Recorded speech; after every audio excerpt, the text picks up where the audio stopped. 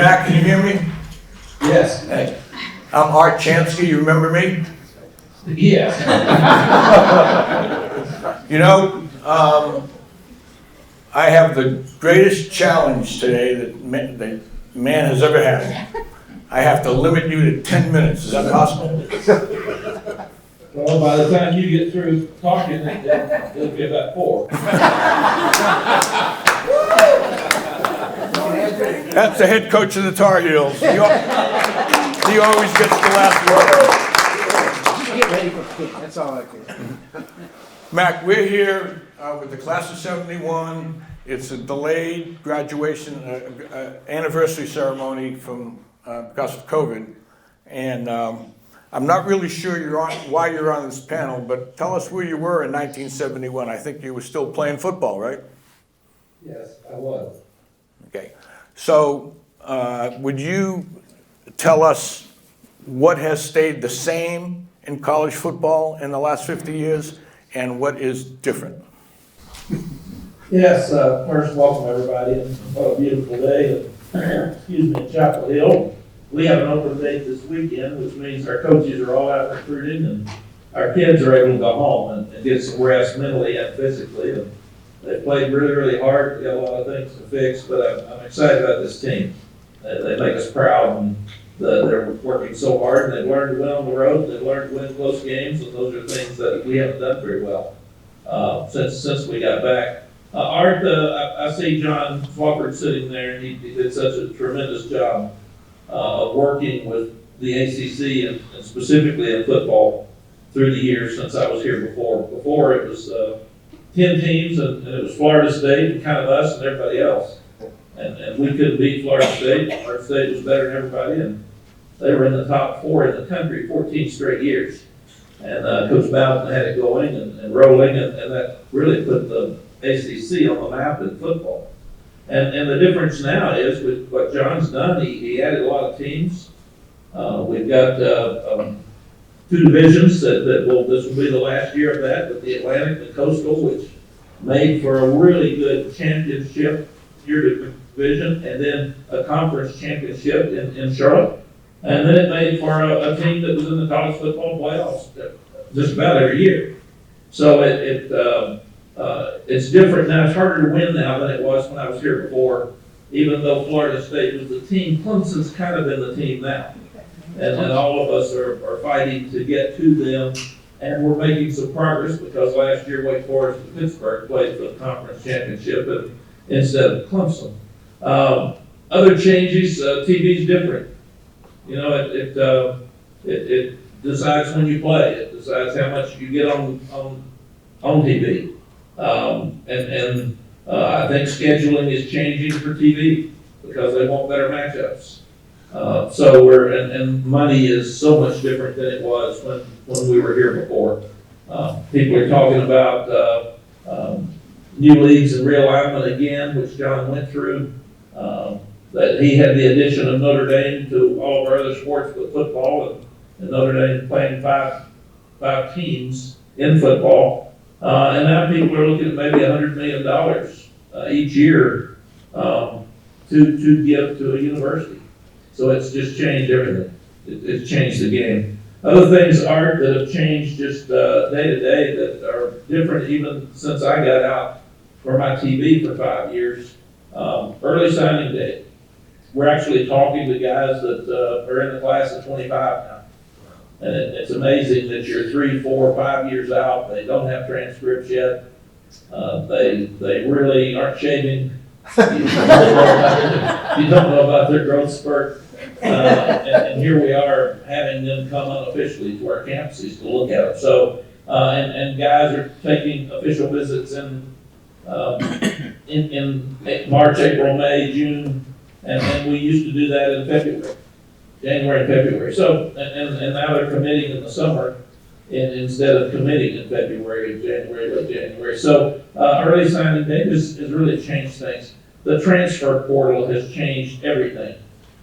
And that means a guy can transfer when he wants to and be eligible immediately. And that's new because a lot of kids, you get on a young guy practice, he may come in and say, I don't like you anymore, I'm leaving, and he can leave that afternoon. It takes 5 minutes to get in the transfer portal to go somewhere else. And then the combination of the transfer portal and the NIL, which is name, image, and likeness, is those two have collided together, and they make us navigate everything we do differently. Because now you're, and my wife Sally was right.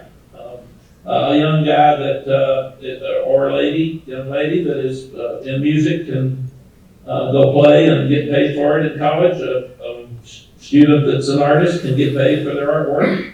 So an athlete should be able to get paid for their work and for their name, image, and likeness. And the problem is that the NCAA threw that on all of our conferences without any guidelines. And everybody's got guidelines with what they do. The NFL have more guidelines right now than we do. Are there great things about NIL? Absolutely. Kids they're having to grow up faster. They're learning how to pay taxes. We fought agents for years. Now every player on our team can have an agent. And it's really interesting when you're dealing with the agent of an 18-year-old. John and I fought agents for years. Don't speak to an agent. Don't eat with an agent. Have the agent call you. Representation for the young guy. But again, if he's playing well and he can, we told him it's about his ball. It's not about his brand. And he needs to play well if he wants people to want him to represent who they are. But they're learning how to give back to charities. They're learning how to give back in their hometowns. We call them hometown heroes. And they're learning how to give to each other and make a locker room work. So there are a lot of positive things with NIL. We just need to get some guidelines so we understand it. If Tom Brady speaks, his fee is listed through the NFL at $150,000. And that's every time he speaks. If Drake May went to speak in Charlotte today, somebody could give him $1 million to speak because we have no guidelines. Absolutely not. So they just have to do something for their work. And like we've said, the ones that used to cheat are still cheating. That doesn't change. Cheaters cheat. But your staff, myself, we're going to go by the rules. We're going to figure out NIL and transfer portal, and we're going to figure it out where it works for Carolina. And we're still going to win, and we're going to win within the rules with really good kids that are smart and want to be at Carolina.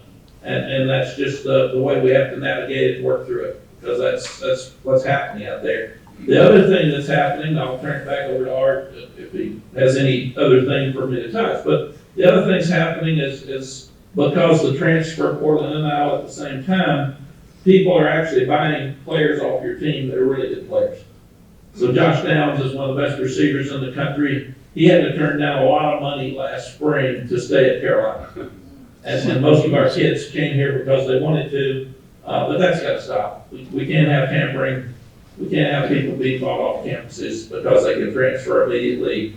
Because then you're going to have the best 5 teams. You're going to stay the best 5 because it's like free agency and they're just buying the guys there. But the other thing I worry a little bit about with transfer portal and with NIL, we put a lot more pressure on these kids.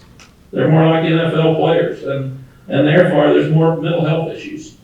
And we're seeing that across our country with mental health. Drug use is up, alcohol use is up, mental health issues are up, suicides are up.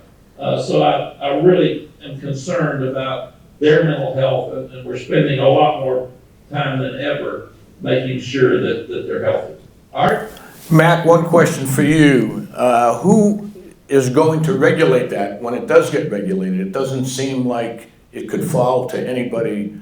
The NCAA apparently has asked you to give them guidelines and they'll try and enforce it, but that doesn't seem to be the way it should go. Who should regulate it?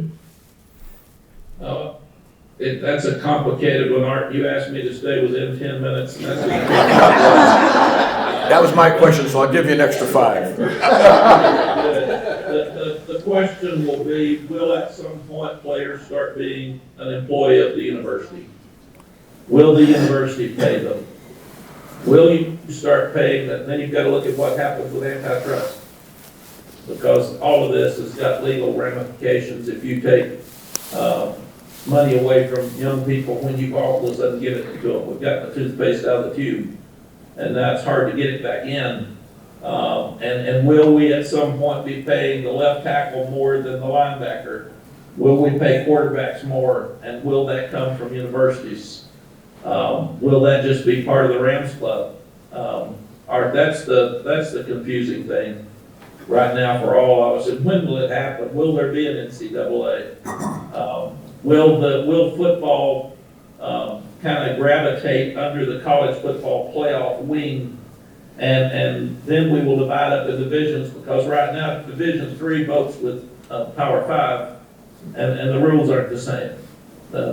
You can't regulate everything for everybody when you're playing at such different levels. And Alabama and East Carolina are going to have different needs, and that's just the way it is. And right now we all vote with one group with an oversight committee. So can we get under the college football playoff? Will we have a commissioner of college football that works with our 5 commissioners? Then can we get a compliance structure that is good for everybody across the board? And when we get to that point, Art, then I think we can start legislating better, changing some rules, and putting some sense to all this stuff. Thank you so much. Anybody have any questions for Coach Brown?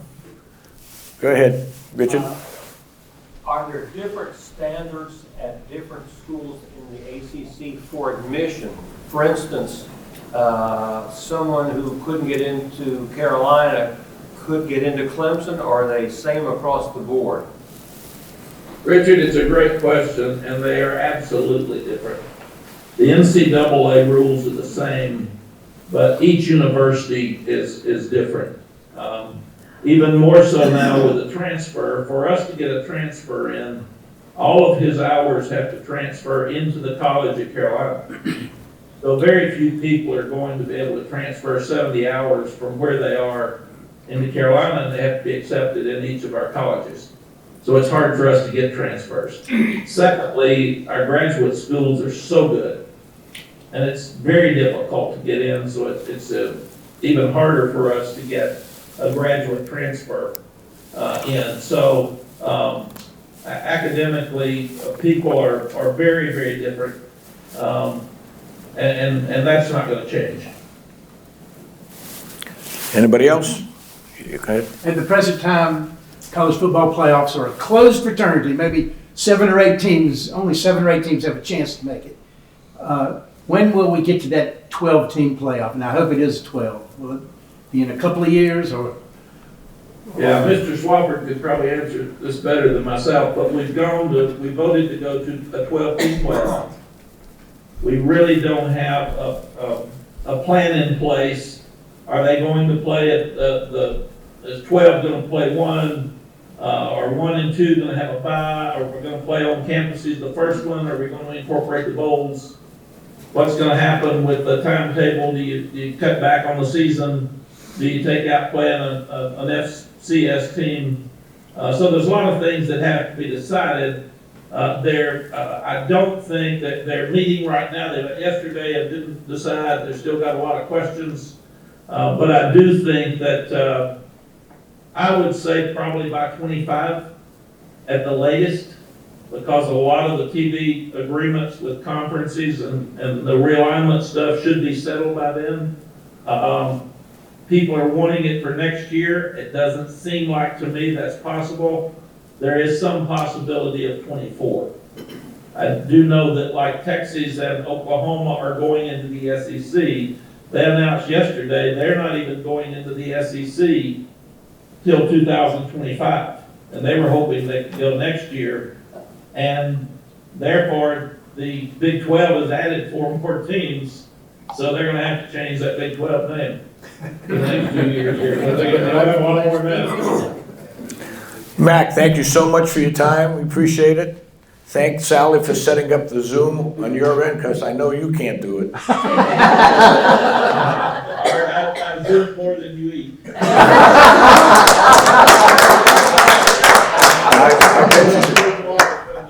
When we were going to COVID, Bubba said you got to have your staff meeting on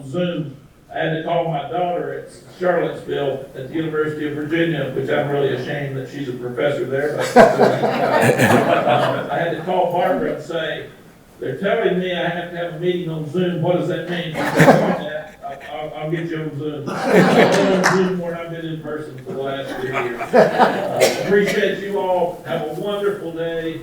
It's so much fun to get friends back together through many years and see all the success and the great things that have happened in your lives. And may we have many more. So you have a wonderful day. Thank you, Art. Thank you.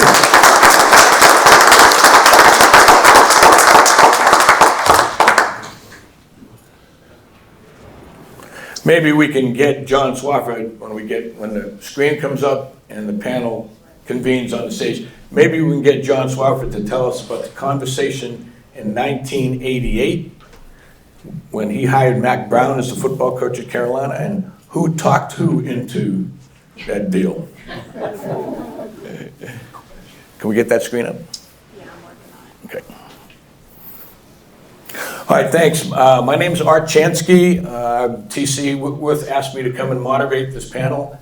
I graduated the year before, 71, but I was still around writing for the Old Chapel Hill Weekly at the time and covering a lot of sports, obviously, and it was a great time at Carolina. And we're going to be able to talk to our panelists once they get up on the stage. Lee Dedmon, who was literally in the middle.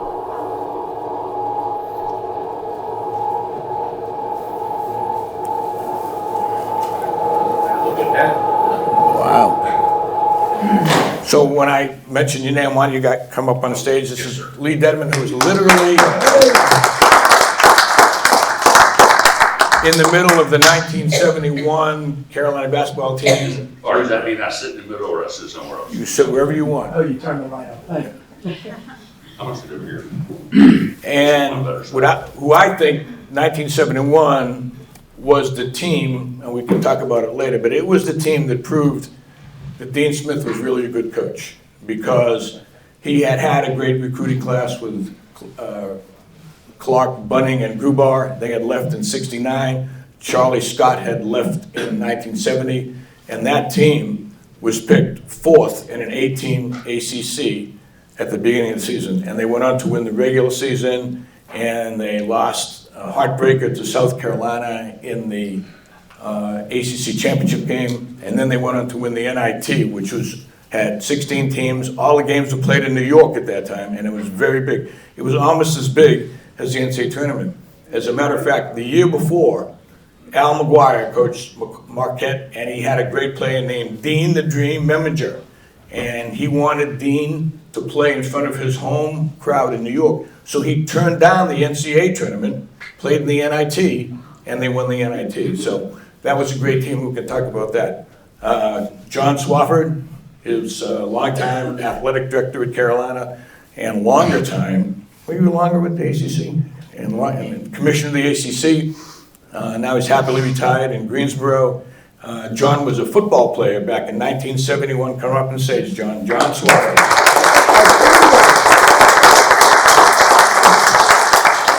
He was in his last year playing football at Carolina when this class graduated.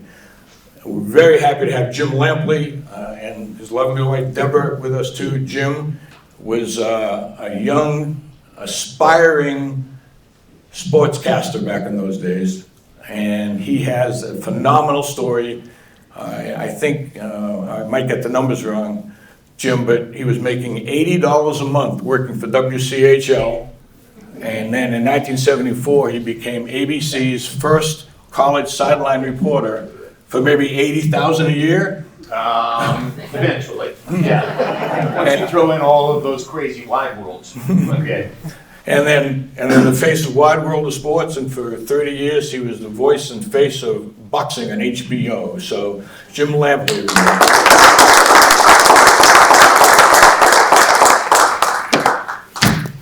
Okay, so we're going to talk a little bit these guys, and when we have a question, we're going to open it up to the group for questioning. So, Lee, the 1971 team that won the NIT was a very important year. Even though Dean Smith won 3 ACC championships and went to 3 Final Fours in 1967, 68, and 69, he still had not fully escaped Frank McGuire's shadow. There were a lot of people saying he was a great recruiter, he wasn't that good of a coach. We'll see how he does after Clark, Bunning, and Grubar and that group left and Charlie left in 1970. 1971 team proved that he really could coach because he took a young team. Lee was the center. He had George Carl was a sophomore. Bill Chamberlain and Dennis Wysup were the forwards. And Lee Dedmon was at center. And that team proved everybody wrong. Am I right? Yes, you are right, sir. I think you were wrong on one thing. We were picked 7th. We were picked last that year in the ACC. That was our charge. And Coach Smith kind of blended us together. And we never mentioned Frank McGuire, but we knew we hated South Carolina. But that year was a special year for Coach Smith and for us also. That he could take somebody that was going to be last in the conference, and we came in first. That was, I think that was probably not his biggest thing. I mean, his biggest thing was Michael Jordan, Air Jordan, Church that he just but that was a big deal back then that we did to South Carolina. We beat them by 15 at home, and then David Chadwick missed a tip at the end of the game, and it went the wrong way. Now I tipped the ball the wrong way, and unfortunately, or fortunately, we went on to win the NIT, which at that time was a spectacular event. I mean, it really was. I've got my NIT ring today. It's almost like it's brand new. There's only 16 of them in the world. So anybody would like to see it later, it's $4. Well, you mentioned the NIT. Let me go over who they beat in 5 games in the NIT. All the games in Madison Square Garden. First game, UMass, with a player named Julius Irving, who turned out to be Dr. J. Out jumped him on to goodness. I've got the highlight film of that one. That's the only time I've ever out jumped him. 1949. Second game, Providence, coached by Dave Gavitt, with Ernie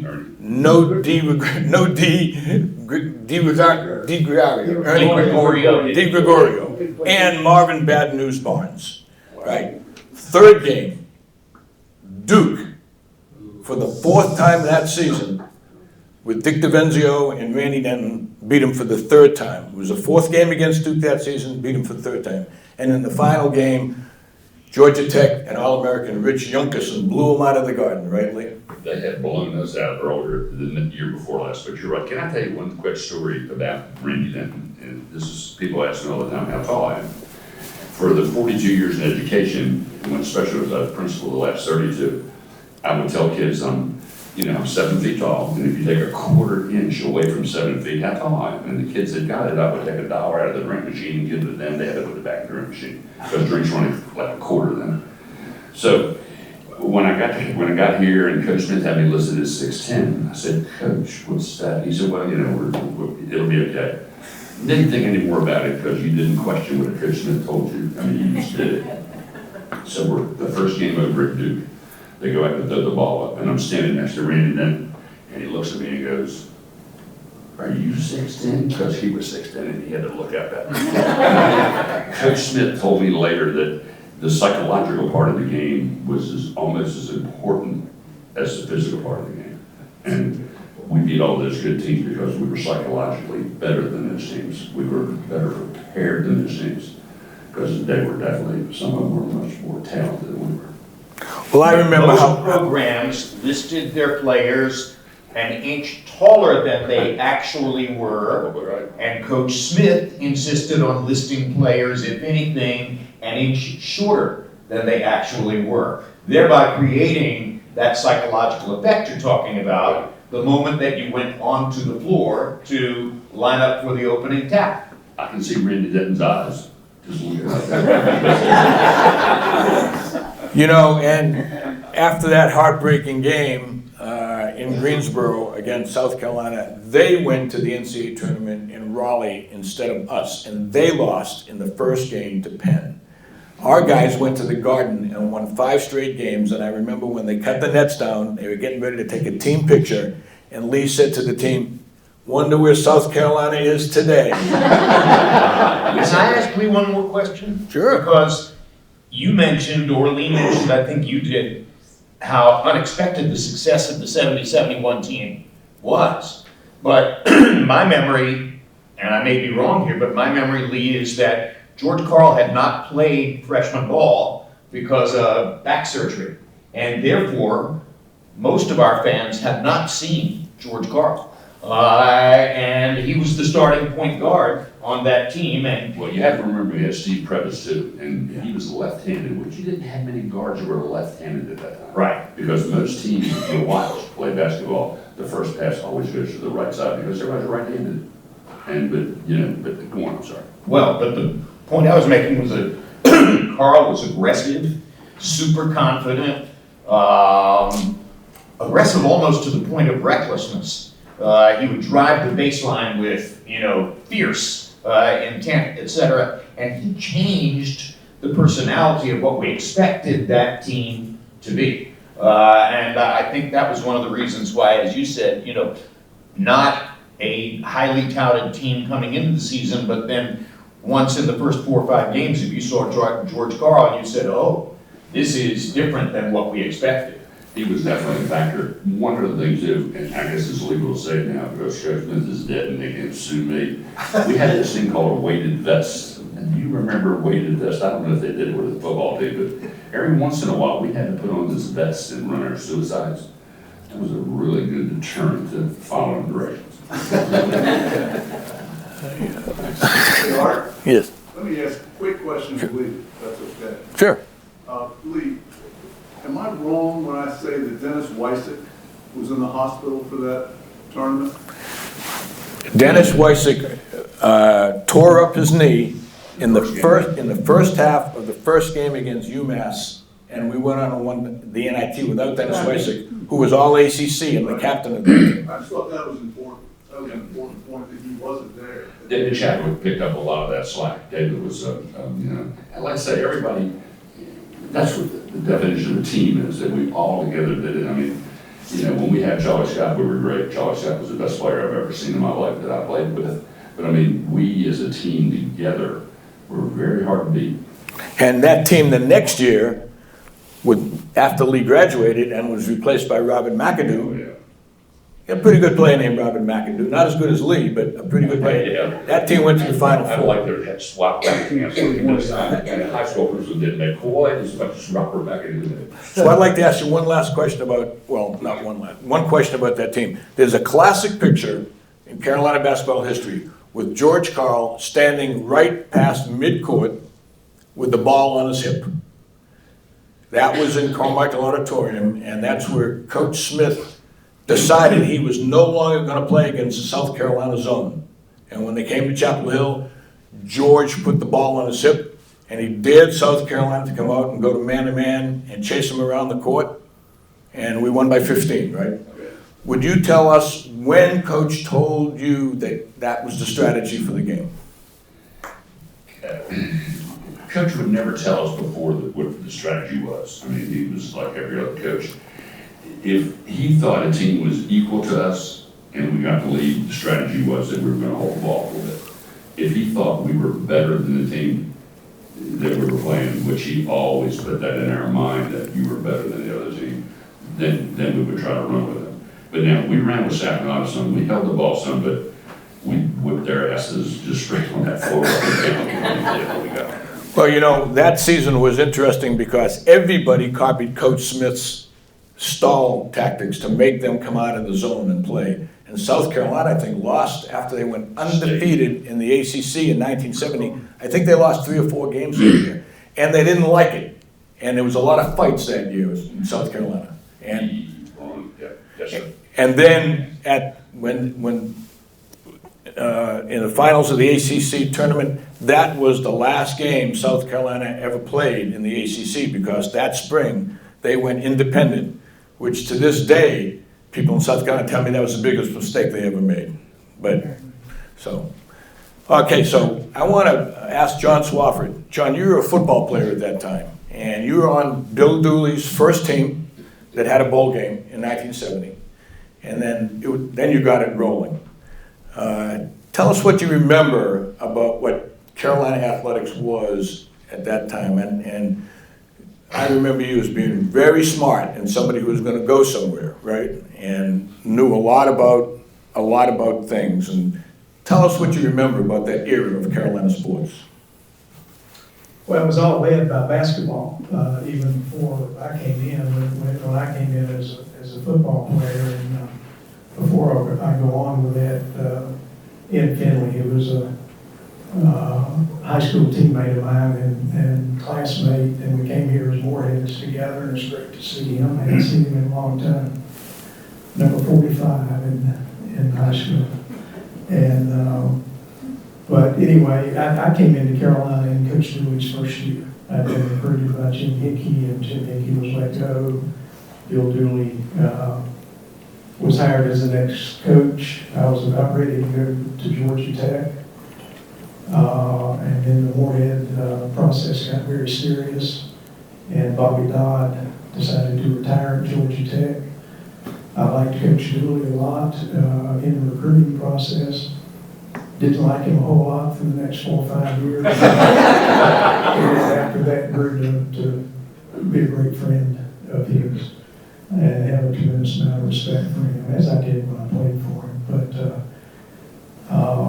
But when I came in, the football program was totally rebuilding, and the basketball program was going great guns and 3 straight Final Fours. And so, one of the goals from a football standpoint was to get somewhere near the level that the basketball program was, quite frankly, at that point in time. And one of the real beauties and things that I cherish, looking back from a football standpoint during that time, was that, and going into sports administration for a career, which I didn't know I would do at the time.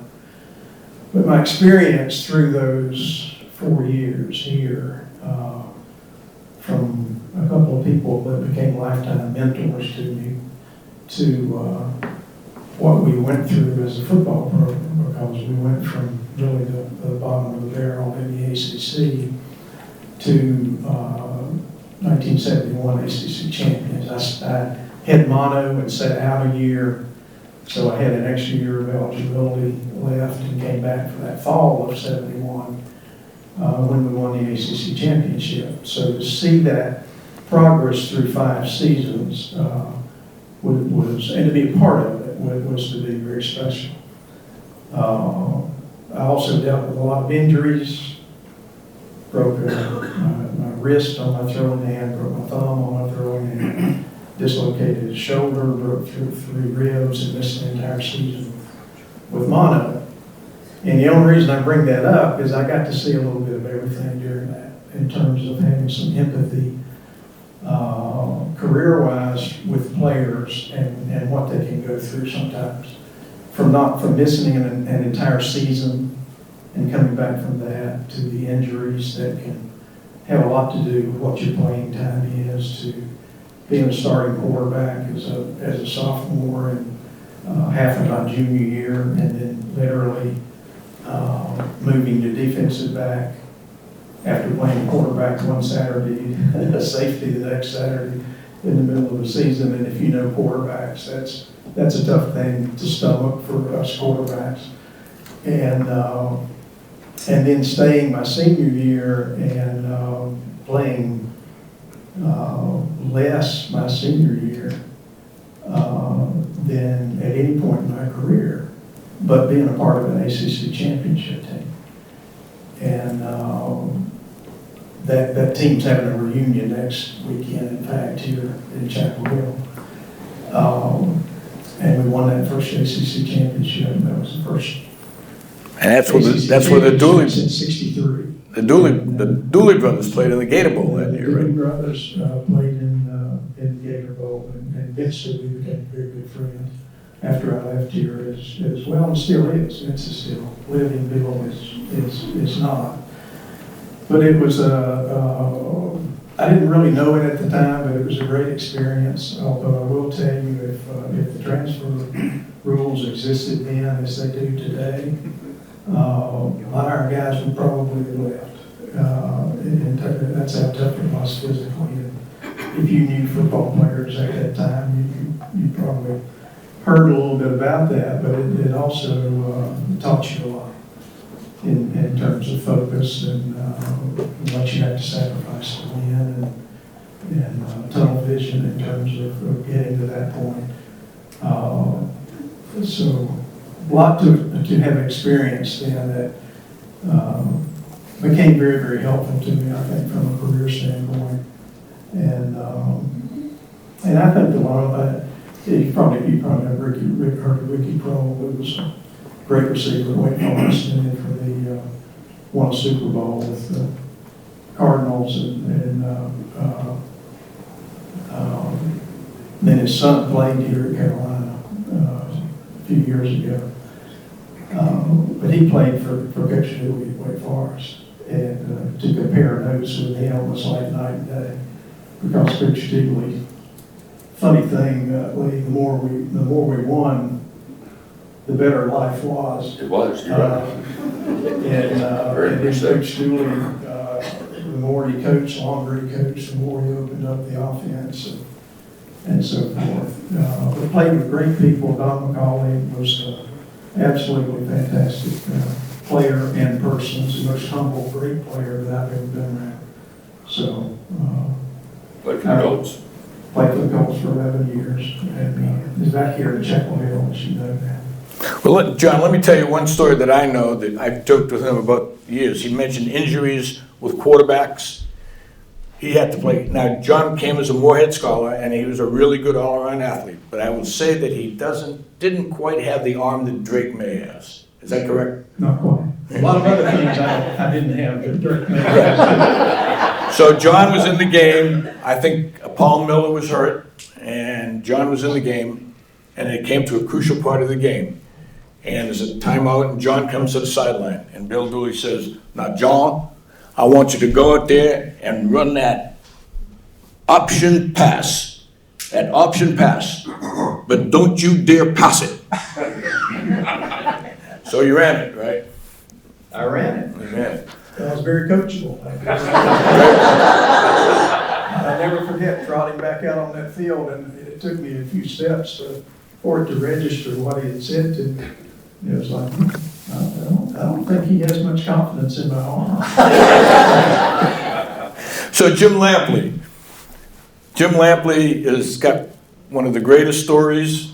I hope we're going to have it in a book someday at Carolina. And he went on to be a spectacular sportscaster and news guy for 4 different networks, right, Jim? 6. 6 different networks. Well, definitely ABC, NBC, CBS, HBO, TBS. What's the 6th one? So Turner, I did a show for Showtime. Showtime.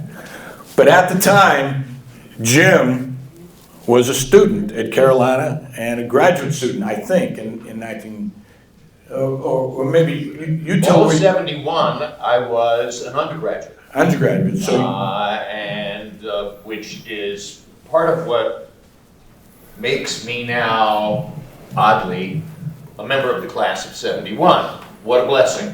Originally, I was in the mundane, not all that attractive or unusual class of 70. Anybody can be in the class of 70, but I found some very effective ways of flunking enough courses to wind up in the class of 71. And that's why I'm here today as the mystery guest in the reunion for the class of 1971. Very few people in the room actually ever met me on campus because I did everything possible to avoid graduating, but somehow wound up accidentally graduating anyway in the class of 71. Well, you know, Jim Lampley grew up in Hendersonville, and he obviously had a great career, but he never really lost the love for Carolina. He actually grew through the years, and you could tell a funny story about Deborah when you were called back, and she heard you talk about Carolina every day, and she wanted to go see it and what it was all about and whether it lived up to it. So tell us how you stayed with Carolina, came back after you, should I say, flunked out? Is that okay to say? You can say flunked out. Flunked out is not driving, came back. You can say flunked out because it's factually accurate. Exactly. You can also say dropped out because I think there was a moment before the flunk out when I dropped out. And then I think I came back to flunk out. And eventually I managed to extricate myself from the class of 70, and then through the vehicle of correspondence courses and summer sessions and coming back and working, stacking books here in the Lewis Round Wilson Library and doing a variety of other things, I managed to get myself into position to graduate in fall semester of 71. And that is when the broadcasting career began, because I took a radio television course as an elective. I was in the halls of Swain Hall, and I met a person named Bob Holliday. And Bob Holliday, younger than me, but already very involved in broadcasting, WCHL, Village Broadcasting, Jim Hebner's operation. And at one point, during a casual conversation about sports in Swain Hall, Holliday said, you know, you should come to work with us on the UNC football radio broadcast this fall. That would be fall of 71.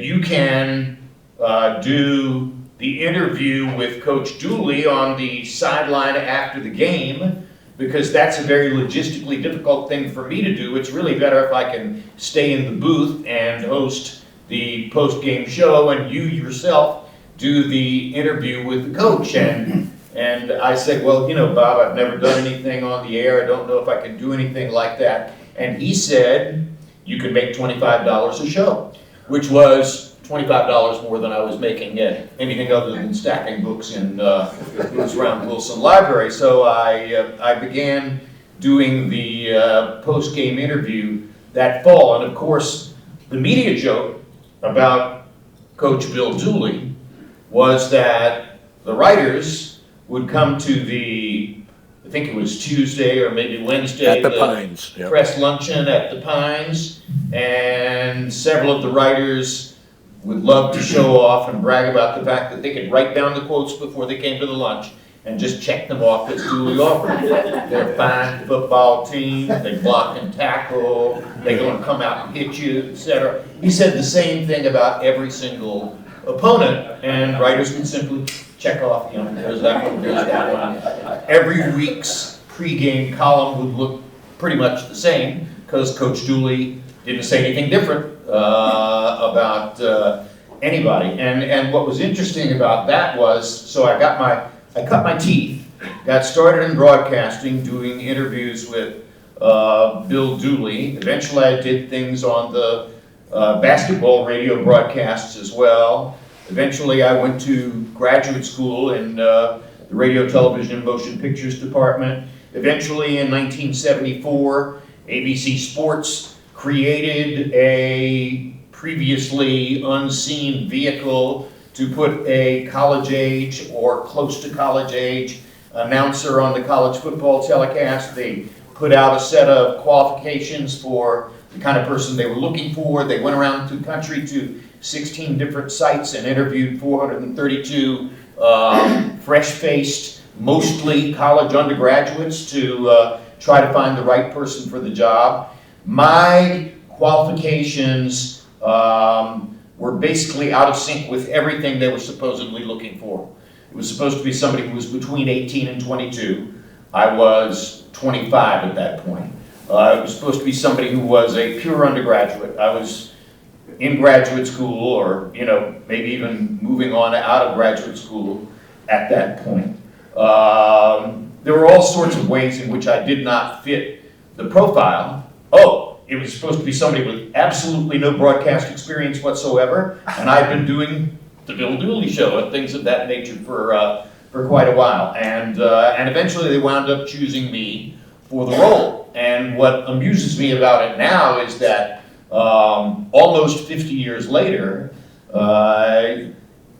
there's no football fan in America who does not turn on college or professional football with a recognition and understanding that there's going to be a reporter on the sidelines with a camera and a microphone to provide information from the sideline. I was the first person who ever did that. And to a certain degree, made it all up as we were going along those first couple of years. Mack Brown, whom we saw earlier, played for Bill Peterson at Florida State. I'm probably the only person in the room who actually met Bill Peterson. I knew Vince Dooley eventually from doing the sidelines of Georgia football games, and I got to see the difference between Vince and Bill. Older brother was more clever, had a sense of humor, was capable of providing you with some kind of a surprise and an answer. I'm like, oh wow, this is a real family difference here.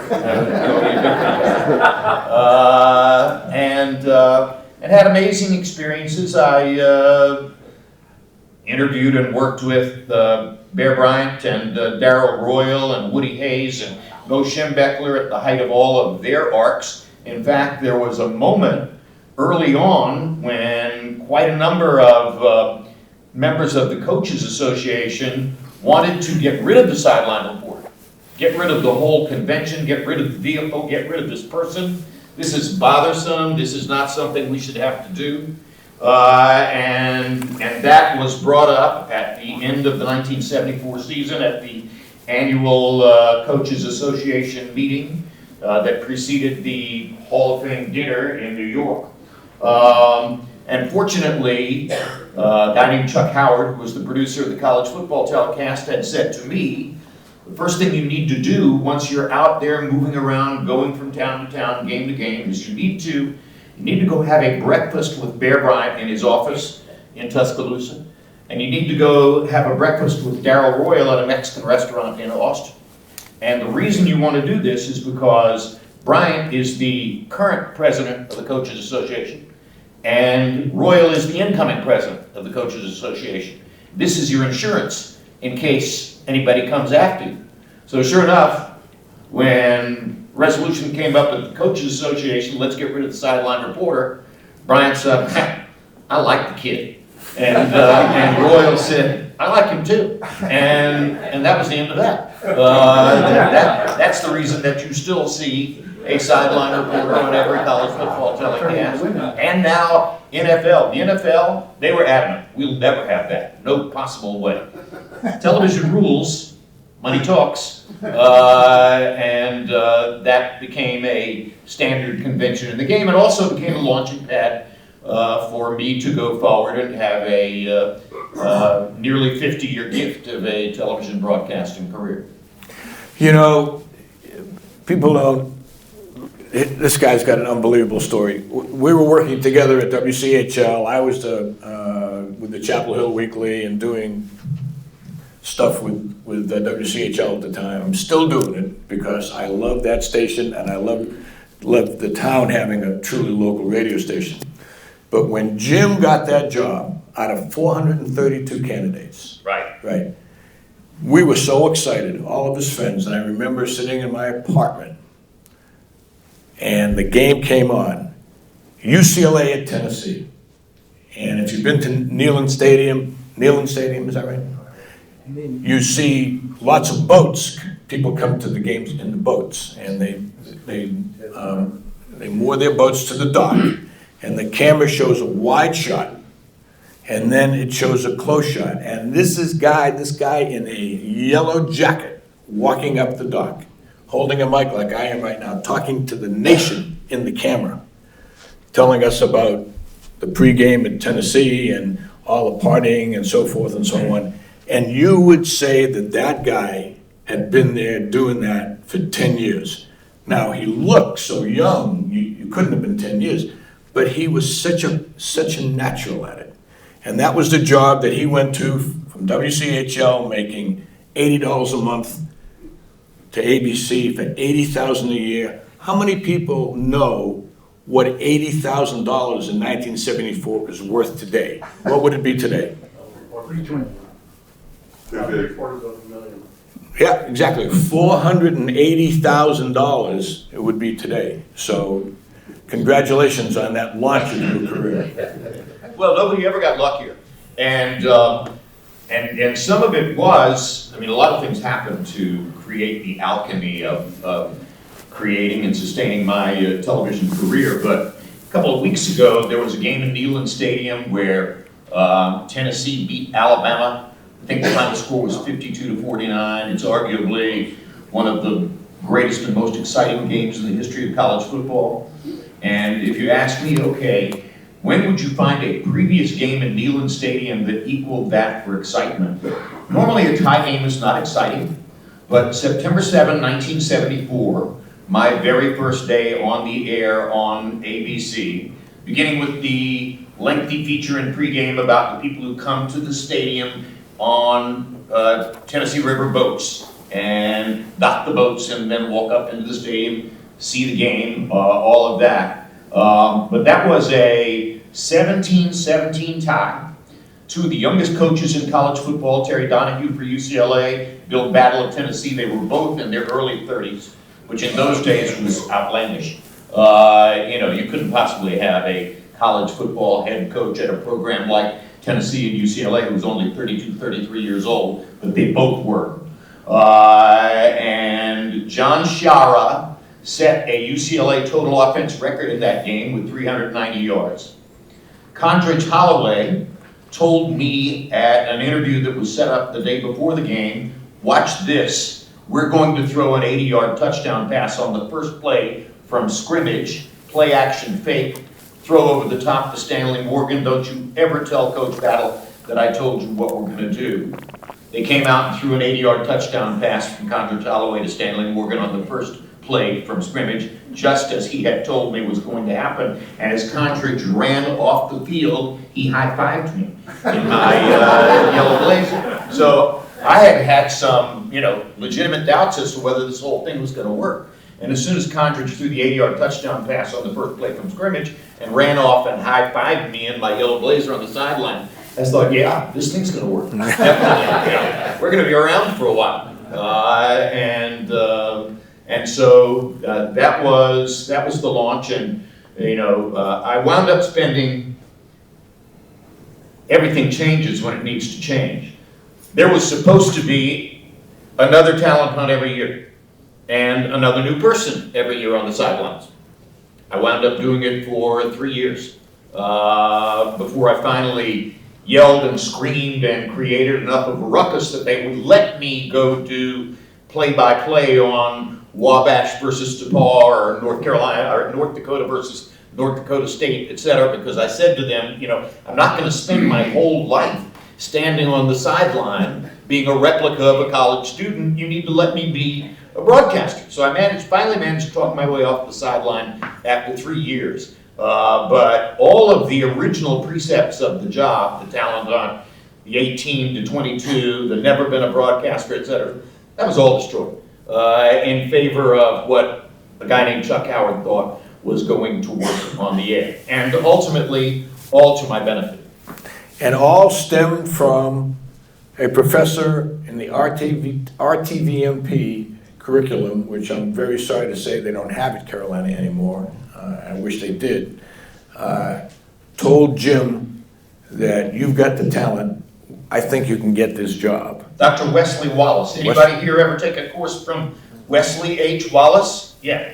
Wesley H. Wallace was the one-man dictatorial administrative staff of the Radio, Television, Motion Pictures Department. He was a fascinating human being. He was married 5 times. The same woman was numbers 1, 3, and 5. And he was the one who pushed both the administration here not to put up other candidates, and he pushed ABC saying, you're going to hire this guy. You don't need to interview all of those hundreds of people, et cetera, et cetera. And sure enough, I got the gig. and he's kept a deep love for Carolina all these years. Lee Dedmon, tell us what the best thing about playing for Coach Smith was and the worst thing about playing for Coach Smith. 35 pound or 30 weights, which that's the worst thing. I do want to say one thing. I want to mention, you talked about recruiting earlier. Coach Smith was a good recruiter, everybody loved him, but John Watts was the top of the line. I mean, he really put it, he was the first man to come out with the white shirt with the blue collar, and I mean, he was real flashy. He had all the accessories that it had. The best thing playing with Coach Smith, he was my, I didn't like him for the 4 years every day, but as soon as it was over, I got to go play golf with him. Never heard him utter one word of profanity in his life. He was so compassionate, it helped me in my career. When my children were born, I mean, 8, 9 years after I left Carolina, I still have all the correspondence that he would write handwritten. My son came to Carolina and he followed him, and his detail of what was happening in your life made you think that you were the only player that ever played for him. And how he continued to do that, I know he had a lot of administrative help, but that's one of the most amazing things. And he was my agent when I was a good college player and I was a lousy pro. There was no camaraderie when I played in the pros. It was how much money you were going to make. But Coach Smith, he was the one that told me, Lee, this is what you need to do. And I thought that was really great. I have a copy of my pro contract that I signed at home that I have framed. I'm going to give it to my children. It's kind of neat, but there's really not a bad thing. I mean, part of the game was, one thing is that we used to live in my first 2 years in Avery, and we had the training table at Eringhouse. Well, as soon as the Granville Towers opened, Coach Smith moved us over there. Now, he liked the football team because you guys would sit behind us at Carmichael, or sit very close, so we felt like we weren't going to get beat up by anybody. But I think Coach would like us to be away from the football team because your reputation was, we were like choir boys. I like that. I'm glad I could say that to you. But, Do I get to respond? Absolutely. What a great opportunity to be here and try to use anyone to read. But the best thing is Carolina propelled me to what I've become today. I mean, I wasn't always the perfect person at Carolina, and I was probably rude to people, and little things pick up in your mind. But Coach Smith helped me become a much better person than I was at the time. And I know everybody talks about him, but I personally got to know him really well, and it's just the most amazing man I've ever been around. So, other than my own parents. John? Here you got it. No, I just wanted to add, we were not happy when the basketball players went to Granville Towers, and we were left in Eringhouse. Why? Didn't change anything. I've got to tell you a funny story, okay? Before you do that, let me add one other thing. Right. I'm glad to hear you say this, say what you said about Coach Smith and never using profanity. Because, I was with him for 17 years as athletic director. And we had some real heart-to-heart conversations sometimes, and a few disagreements, not very, very, very few, actually. And also conversations about conference matters and while I was the AD, about officiating and so forth. And I never, ever, behind closed doors, it never heard him utter one word of profanity, ever. And I thought on the golf course that he would have, but he never. I mean, right. Well, he set the rules on the golf course, so he He did, you're right.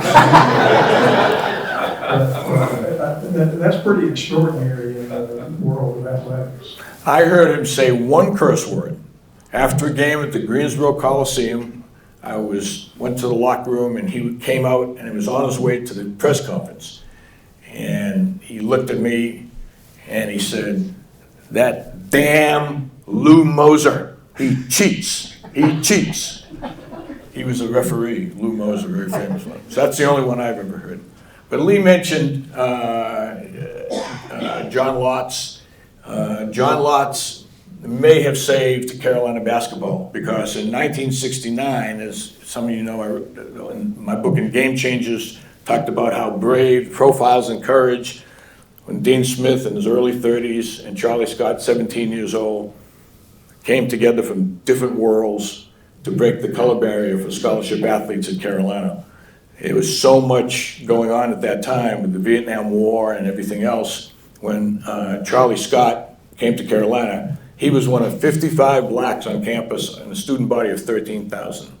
And most of those 55 were in the fledgling black student movement. And they were always pressuring him, and when Bill Chamberlain got there the next year, to come and support the 23-point plan that they gave to Chancellor Carlisle Citizen. And they were saying incorrectly that Charlie and Bill would not continue playing basketball unless all of these points were made. Well, finally, Charlie Scott in 1969 was left off 5 first-team ballots in the All-ACC team. Now, getting a little nervous here, so I gotta wet my lips. Now, if you were a big South Carolina fan and you saw John Roach play, and he was a terrific player, you might have thought he was the best player in the ACC. But there's no way in the world that he's not among the top 5. Lee already identified the best basketball player he's ever played with, ever saw. So Coach Smith called it blatant racism. We went to the regional final in 1969 in College Park, Maryland. On a Thursday night in the Sweet 16, we beat Duquesne. And the Washington media, which is a little bit more aggressive than the media down here, wouldn't you say, John? Yeah, a little bit more. So they're asking Charlie, about being left off, and Charlie said it's the first time that race has ever affected. I've seen it all over the place, but it's the first time it ever affected me on the court. And so Saturday morning, they're playing Davidson for the second year in a row in the Elite Eight to go to the Final Four. And Coach Smith, who had everything by the book, he had that schedule, boom, boom, boom, boom. He calls a surprise meeting in the hotel room, and all the team assembles in there, and who's not there but Charlie Scott and John Lotz. And the people look around, and Coach said, they'll meet us at Cole Fieldhouse, they'll meet us at the arena. Well, the truth is, they were riding around College Park, Maryland, in Dean Smith's rent-a-car. Charlie had decided he wasn't going to play in the game. It was time for him to stand up and do something for the black student movement. And John Lotz talked him into playing by saying, Charlie, that's over. There's nothing you can do about that. That was blatantly racist, nothing you can do about it. The only thing you can do is go out there and show them that you're the best player, not only in the ACC, but in the country. And if you don't play, who will you hurt? You'll hurt your teammates, that you love them and they love you. So Charlie and Dean show up at the Cole Fieldhouse. Charlie runs out in uniform, scores 32. Hit the last shot. Hits the buzzer beater. Right. And playing that game without Dick Grubar, our really, really underrated point guard who had torn his knee up in the ACC tournament. So when I've done some, written about this, and I've done some book tours and book signings in Chapel Hill, Vicky Lotz would come to them, and Vicky, I don't know if she had met John by then, but they weren't married. They were married in 1971. And I say, Vicky, your husband could have saved Carolina basketball, because imagine if Charlie Scott didn't play in that game and we get blown out by Mike Malloy and Huckle and Moser and those guys. We get back to campus, and the administration was not exactly the liberal administration that everybody thinks about maybe these days they don't think it's that liberal anymore, but back then it was very conservative. So they would have called Coach Smith in and asked him, how was it that this young black boy, or whatever word they used for it at the time, we gave a scholarship to play basketball. Why didn't he play in the most important game of the year? And Coach would have said, it's up to him, the racism and so forth. And they said, let me ask you again, how this black boy that we gave a scholarship didn't play in the most important game of the year? It would have been devastating. And I think that it would have been hard for Coach Smith to keep his job in those days. And so I would say to Vicki Lotz, John might have saved Carolina basketball. So John, tell us a little bit about your career, and how you decided to go into athletic administration, and how you ended up as being, I think, the youngest athletic director in the history of the world, maybe? 31 years old? Well, I think we all have people that affect our lives at certain points. And there was an athletic director here, you were here at the time. I asked you, as the AD at Carolina, when you graduated, would you know? Homer Rice. Good. I'm glad to hear you both remember that. Homer Rice came to Carolina as the athletic director my freshman year, our freshman year. And he spoke at the football banquet at the conclusion of that football season, and he was the most fascinating speaker I'd ever heard in terms of attitude and goal setting and direction in your life and so forth. And so, quite frankly, I wanted to get to know him. And he had been a tremendous quarterback coach and then head coach at Cincinnati. And Coach Greg Cook, who went on to a big NFL career. And then after he left Carolina, he also spent a year coaching as an interim coach at Cincinnati Bengals. So his background was football, but he was going into administration and was the AD here, so I got to know him some during that time. And then when I graduated in December of 1971, after that football season, I went into business with a family business. My father had passed away when I was 13, and I had 3 older brothers, and 2 of them were now running the business, and they gave me an opportunity to come back and go into business with them. And I really wasn't crazy about that, but it was an opportunity, and I loved my brothers, and so I gave that a try for about 9 months, and realized that this wasn't where I wanted to be or needed to be, and I really missed sports just in that brief period of time. And so I called Homer one day from North Wilkesboro and asked him if I could come down and see him. And he's funny because he tells a story now that he thought I was going to talk to him about football or going into coaching or something. So I got there and I said, no, I don't want to go into coaching. I don't want to be the coach. I want to be the guy like you who determines who the coach is. And he sort of laughed and he said, well, I'll tell you exactly what I think you should do. There's 2 master's degree programs in sports administration in America. Today they're everywhere, as you well know. At that time there were 2. One was at UMass, and then the original one was at Ohio University.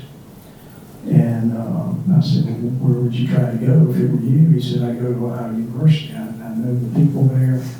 I think I can help you get in there if you need my help. And this is what they do. This is what they prepare you for.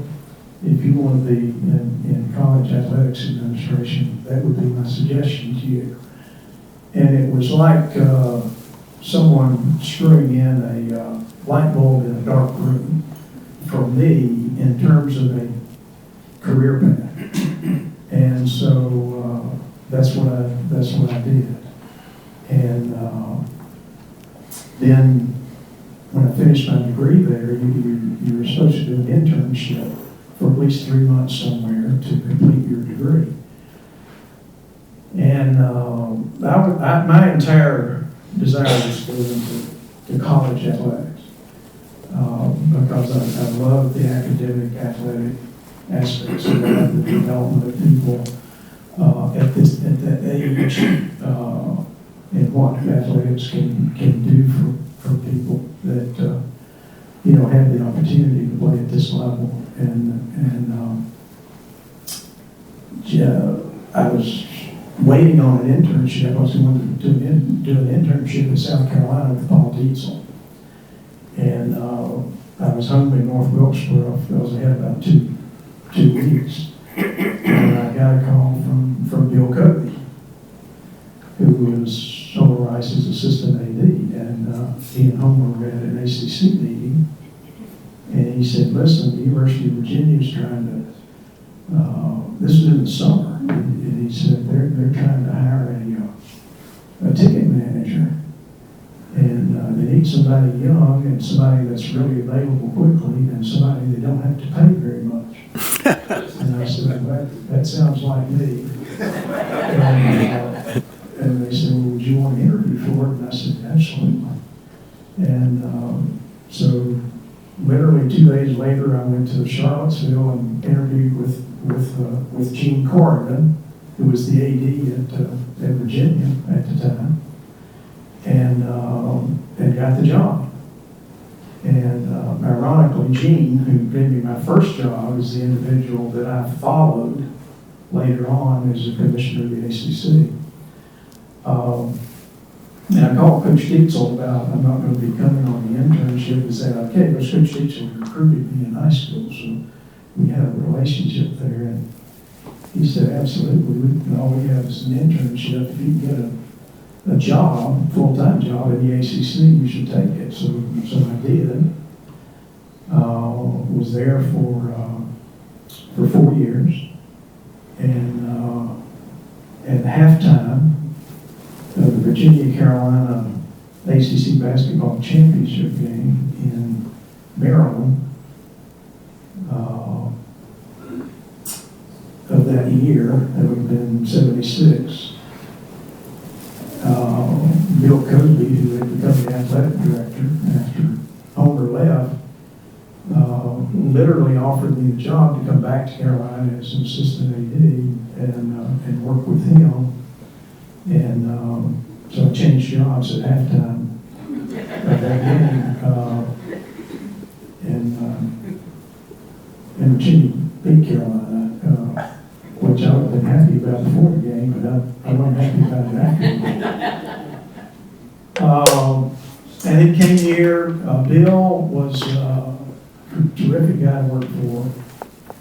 But after 4 years, I think the Indiana athletic director decided he wanted to go into politics, which sort of shocked me because I thought Bill was about the last person that would go into politics, but he did. And I went through a search, and I decided to put my hat in the ring, and, with the encouragement of some people here locally, and interviewed, and as it worked out, they gave me the job, and I was 31 years old. And one thing I will always appreciate about Coach Smith was that, he was that age, 31 or 32 when he became the head coach at Carolina. And he was a legend by that point in time. And he was terrific to work with from my standpoint. And he could have been very, very difficult had he been a different kind of person or had chosen to do so. And we had a very, very good relationship, a very respectful one. He disagreed with again, I said this earlier, when we had any disagreements, it was always behind closed doors. Probably the biggest one we had was when Florida State was up for coming into the league. And Coach Smith didn't agree with that. And I very strongly felt we needed Florida State in the league. And so we disagreed with that. Ultimately, Carolina voted to bring Florida State in. But that's probably the most uncomfortable period that I had with Coach Smith. That was a big deal. And for us to not be on the same page in regard to that was kind of sensitive, actually. And ultimately the university,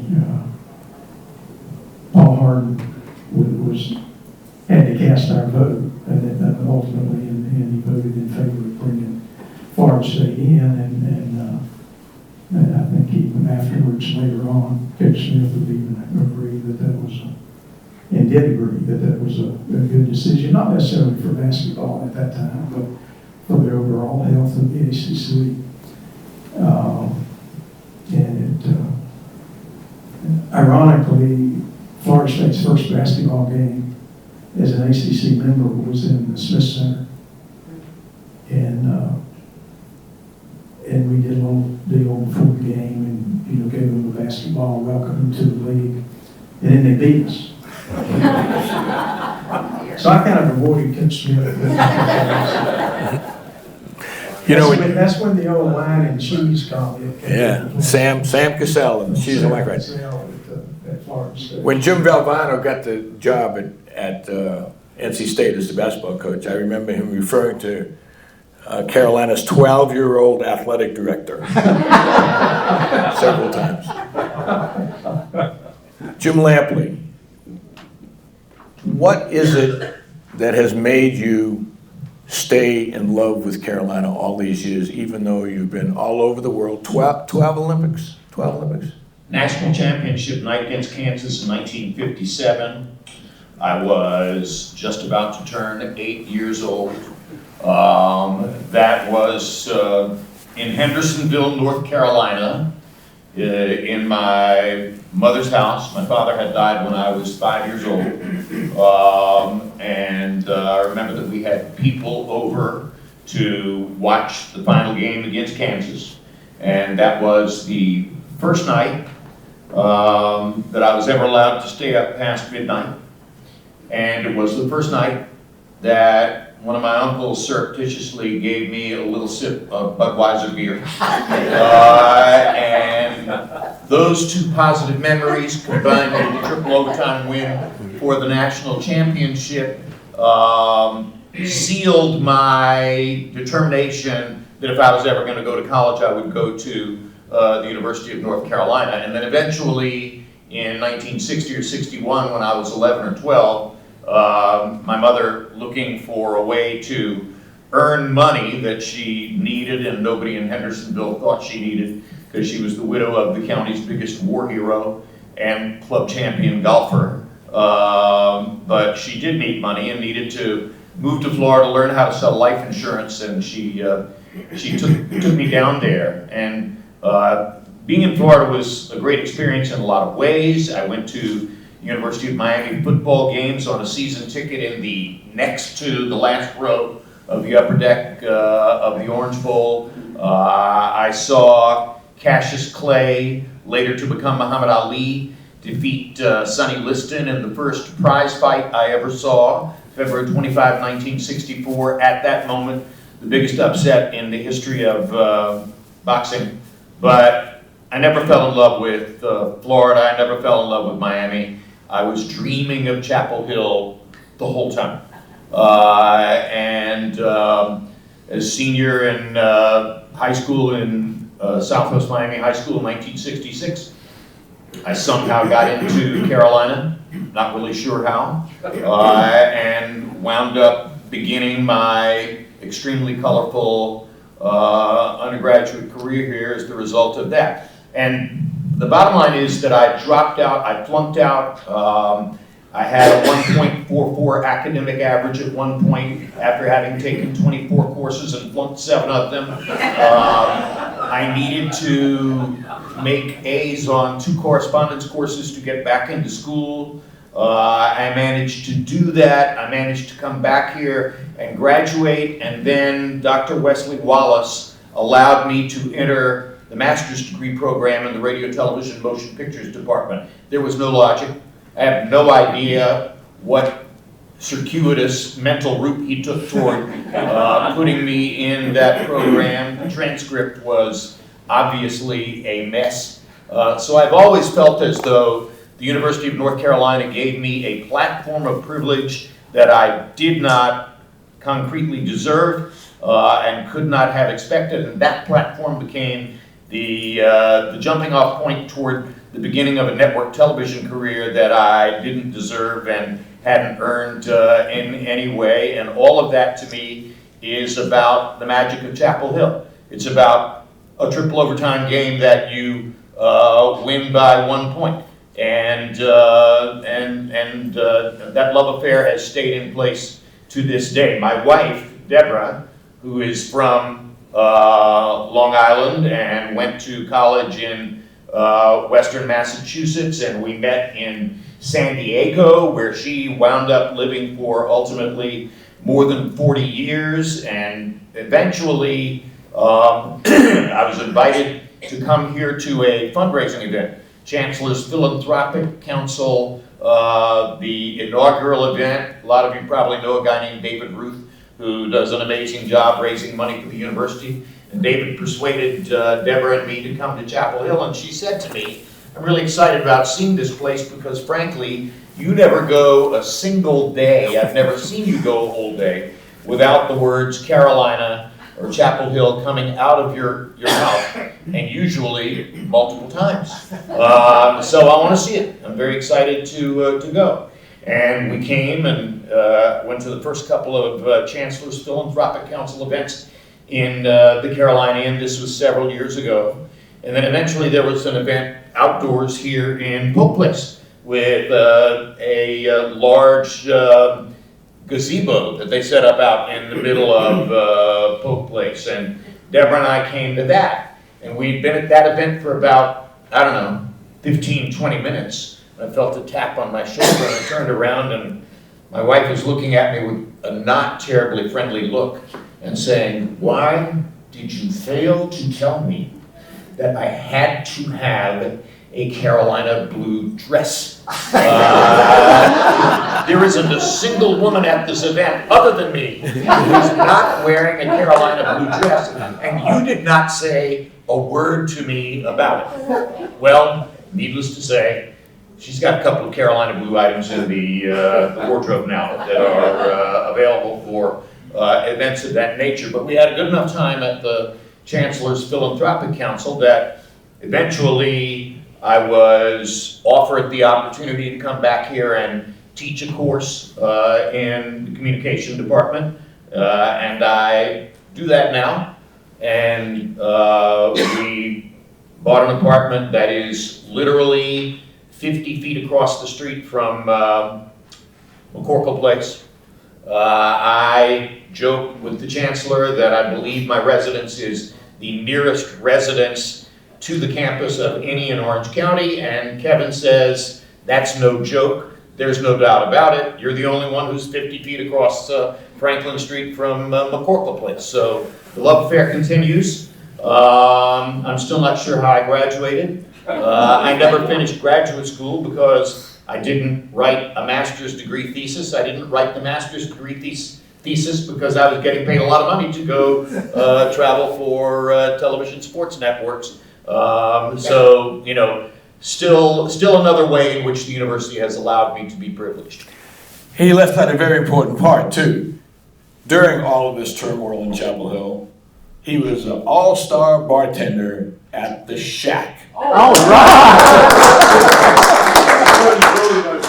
It's even better than that.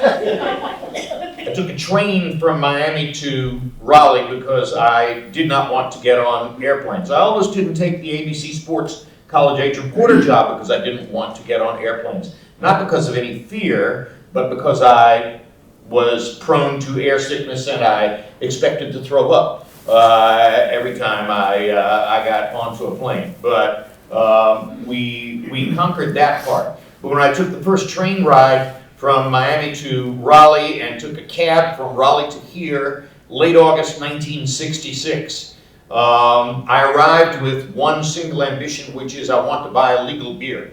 Now, it wasn't really legal because I was still only 17. I looked 12, but I spotted the Shack. I walked into the Shack and I was sold my first 30-cent legal beer by a bartender who was about my age and whose name was Alexander Julian. Oh my gosh. So the very first person I ever met in Chapel Hill was Alexander Julian. And Deborah will tell you, we still dine with the Julians to this day. That's as Carolina as you can get, right? Oh, yeah. Can't make it up. He has, listen, I've been knowing Jim for off and on for 50 years. We've kind of stayed in touch. We were very close when he was here. Admired him from afar. And every time I go to lunch with Jim Lampley, I learn another story. It's pretty incredible. I make them up. Now, TC, you were saying that you wanted to leave it for some questions. So let's open it up to the floor. Go ahead.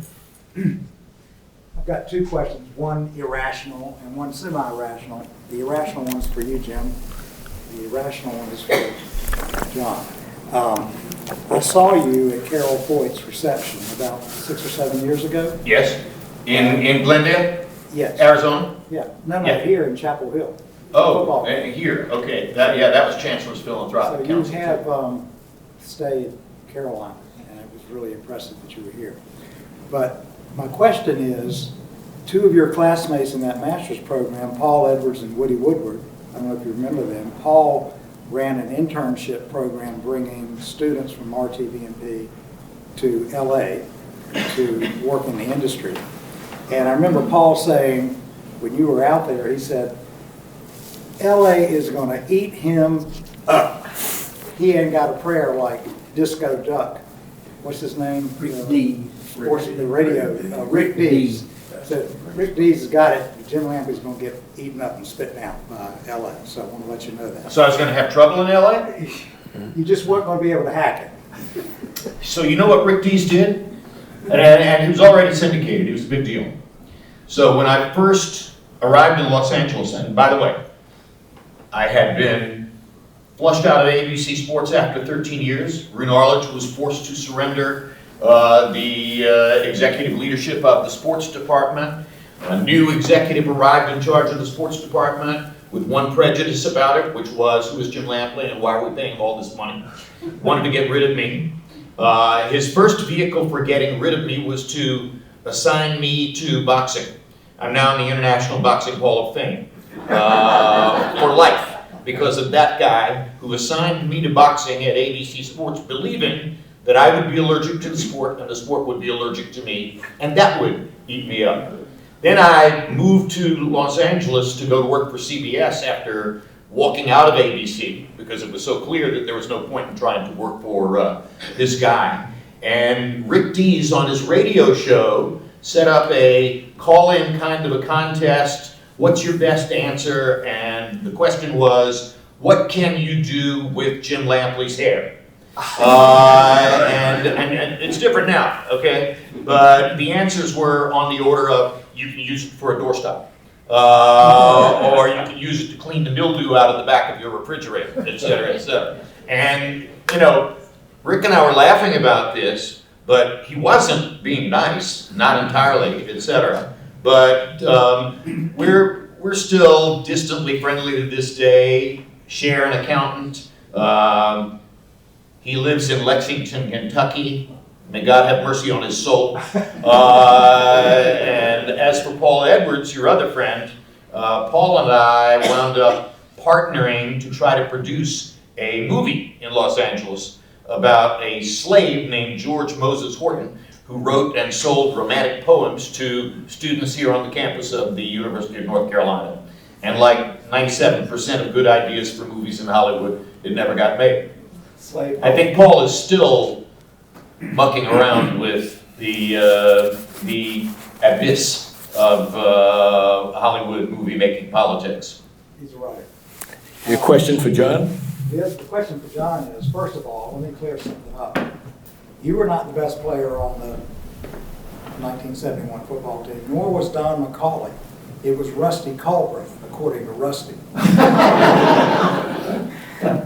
Well, I certainly wasn't, but I think we're, go ahead. Fast forward to rumors now that the ACC is going to disappear. Where do you see all of this going with, obviously, the TV money driving everything? the schedule of games, when games are shown, but where do you see it going?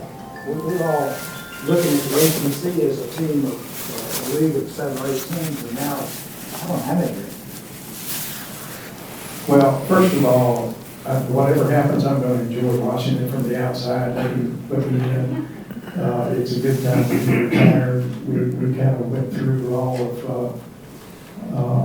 our efforts in terms of expansion, and I think that, in the beginning, it was pretty controversial before people understood that if the ACC had not expanded in the early 2000s and continued to grow, the ACC wouldn't exist today as we know it.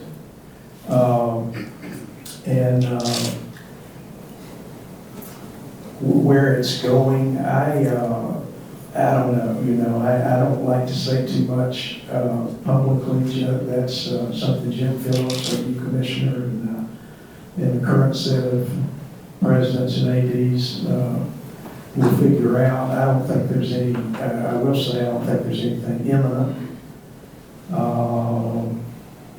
One of the reasons that the 15 schools signed the media grant of rights, which frankly currently is truly holding the league together, and I hope that will be the case going forward.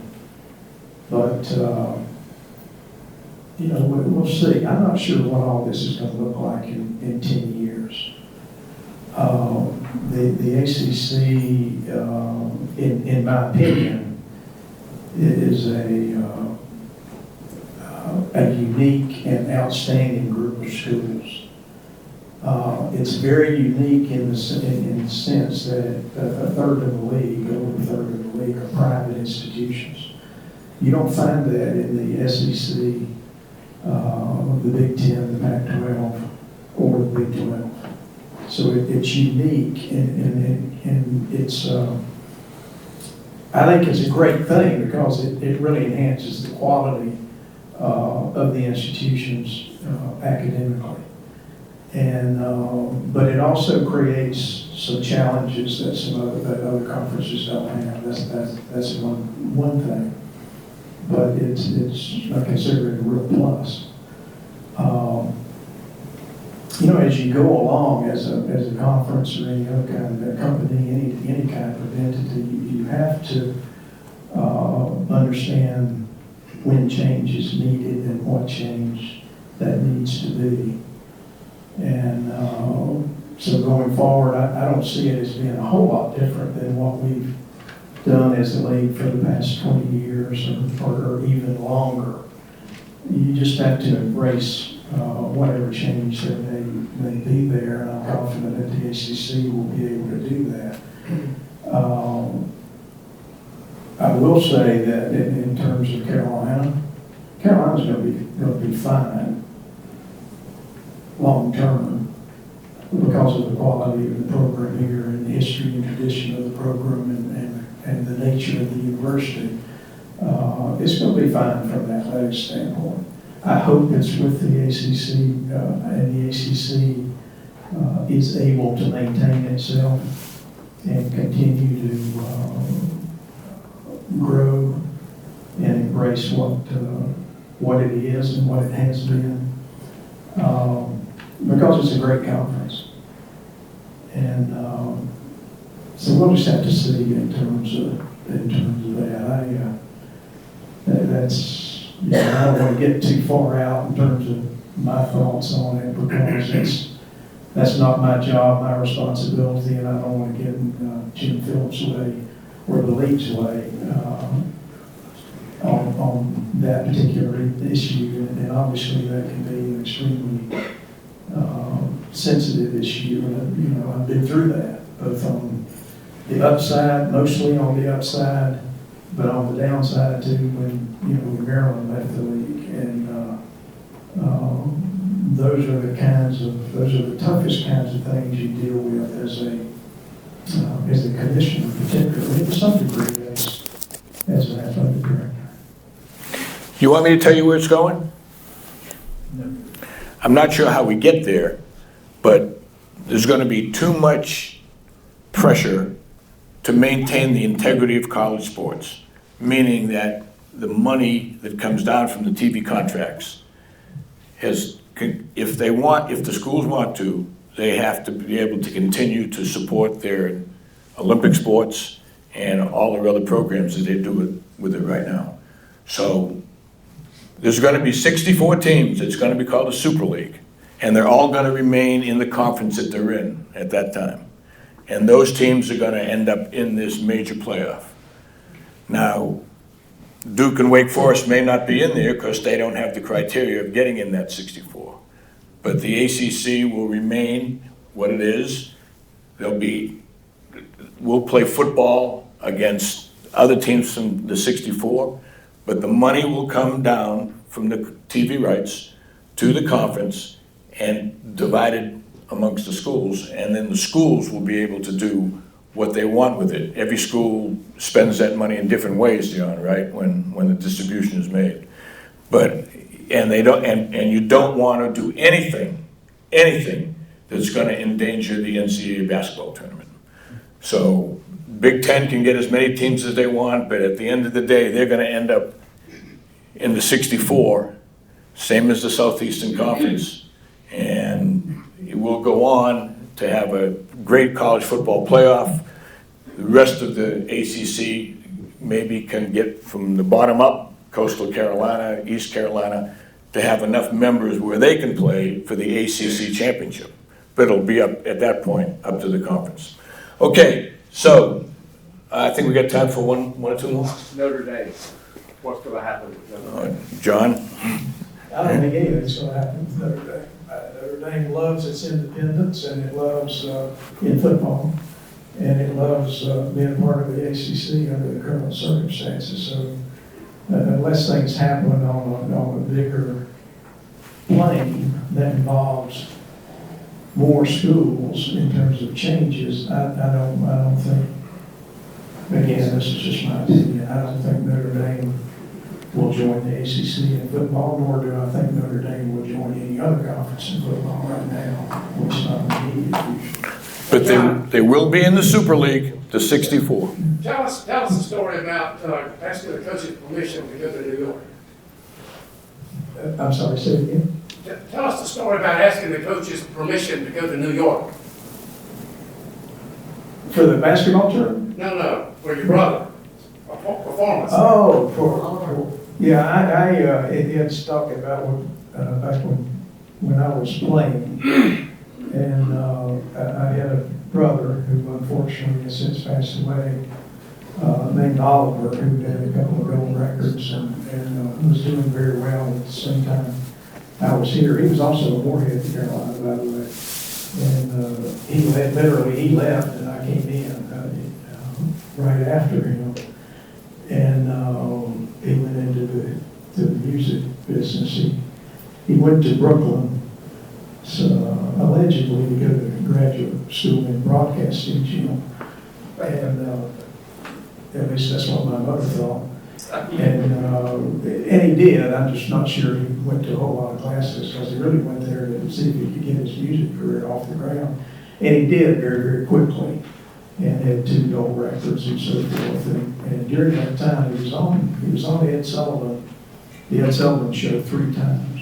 And the first time that he was going to be on the show, his manager called me, and I don't know if you would recall or not, but a part of the Ed Sullivan show, I think every show, is that they would have somebody in the audience that they would introduce and have stand up for whatever reason. And they like for it to be something related to one of his performers that were on the show. So his manager called me and said, they want you to come up. This was my sophomore year, 69 football season. They want you to come up and while Bill's on the show, they want to introduce you in the audience. And I said, well, I can't do that. It's during the season. I can't do that. And so we hang up. About an hour later, my brother calls. And he says, you really need to do this. And I said, well, if I could do it, I'd do it. But I'm not gonna go ask Bill Dooley if I can, you know, play a game on Saturday and fly up to New York on Sunday and, you know, come back whenever. He'll throw me out of his office. And he said, "I'll need to do that." And Bill, my brother Bill Oliver, knew Coach Dooley, because Coach Dooley, when he first got here, tracked down Bill on campus and got him to drive up with him to North Wilkesboro on a recruiting visit to me, come see me. And so, you know, Bill thinks he's got this. Just tell him I want you to do it. Kind of. So anyway, he talks me into it, and you know, so I go over to the Coach Dooley's secretary, and I need to see Coach Dooley. And he said, let me see if you can see him. She walked back in, he said, come on in, he'll see you now.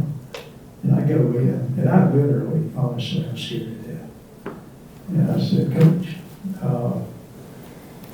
don't think you're going to like this. And I understand, but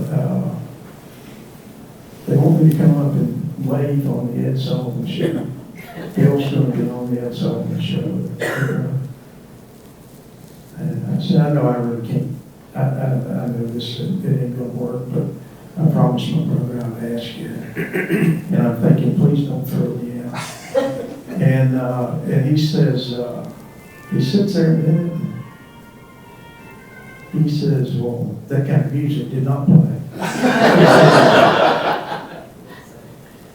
Well, hell, Johnny, that'd be great for recruiting. That's national exposure for Carolina football.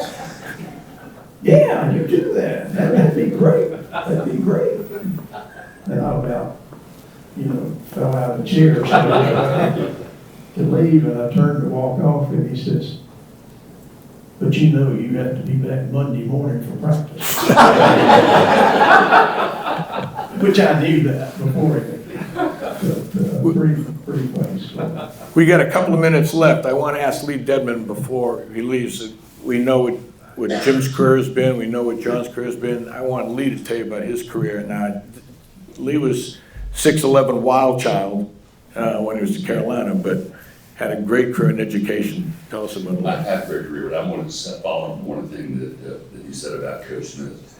Coach Smith used to always tell us, I will never embarrass you, and don't embarrass me. I had never seen somebody get as mad, but never in front of his players or in front of the fans. What happened in the locker room was the most important thing, and that was always something that helped me treat people with respect. Real quickly, I was a really good college player, I think. I was a terrible pro, but Coach Smith convinced me, you know, he was my agent, and I signed a 1-year contract with Utah Stars. One thing that I learned later in life, and I'll quickly get to the education part, was that my career goal was to sign a professional contract. I made that goal. I forgot to say that I needed to play 15 years as a professional. So I don't care whether you're 71 or 76, make goals that are well past your reach, even at our age, because it gives you something to really look forward to. It gives you something that you can strive for. But I left here, left Utah, came back. I had a sick grandmother that lived in North Carolina on the other side of Charlotte, for Gastonia. Went by to visit her and then never left. Got a job as a special education teacher, taught for 4 years. Got a job coaching high school basketball. I did that for 4 years, then I got to administration. I had a 23-year high school principal career and a 10-year middle school principal. I had the greatest experience. One of my last job was at Highland School of Technology. It was an A+ school, Blue Ribbon school. It was a retirement job because I started my career at Highland Junior High, which was a very, very difficult inner city school at that time. And they refurbished the whole thing in 2000 to make it to a technology school. So I've had a great education career now. I serve on the Board of Education from the Gaston County Schools. I've served 2 terms and I'm running this time unopposed. If I lose, it'll be a record. I'm sure I will lose. But being at Carolina, someone has said, you know, what an opportunity. I feel like I deserve being a good person, but I agree that sometimes I feel like I'm getting more than I deserve, more than I gave. But everywhere you go, people remember you, and I know I'm 6'11", it makes a real difference when you're, you know, when you're short, people kind of forget you. But being at Carolina and with my educational career really helped me be a better principal, be a better teacher, be a better school board member. I mean, all those things blend together to produce something that might be better than its parts. And I really feel privileged and honored to have got a scholarship. I wish they would have had NIL back then. I could have made a few dollars because I used to go to Leo's and Clarence's is the place that I hung out. I was a pinball player. I don't know if anybody ever went to Clarence's, but it was a really good place to go. Yeah, I mean, it was a fantastic place. And I was even taller when I helped him behind the bar because he had those little slats back there. So, but that's my education career. One quick story about Coach Smith.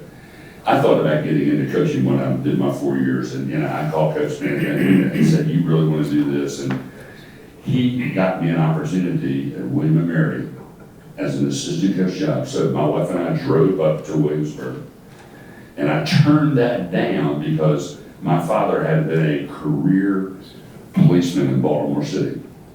And I was 116th on the list to get in the FBI. Chuck Richards, who played at Syracuse with Dave Bing, was living in Charlotte, and I got to play summer league with him when I was in teaching.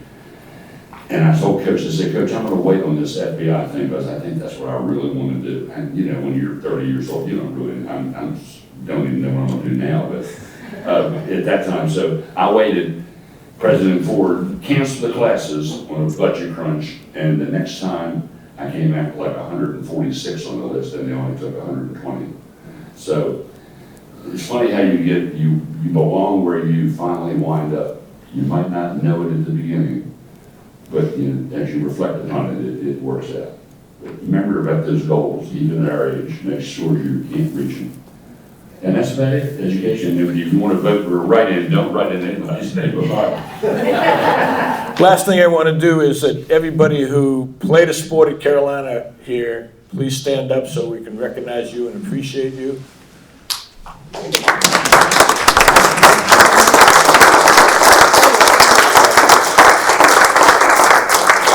In one way, shape, or form. Yes. One way, shape, or Does form. rugby count?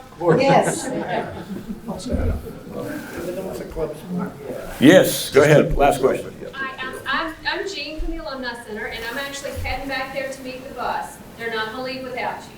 So for those of you who are doing the 12 o'clock bus tour, no worries, it'll wait. But I'm going to head on up there to meet the bus. Thank you, Jane. Thank you all for being here. On behalf of the Alumni Association and the Class of 71, I just want to thank our esteemed panel for enlightening us this morning. Thank you very much to all of you.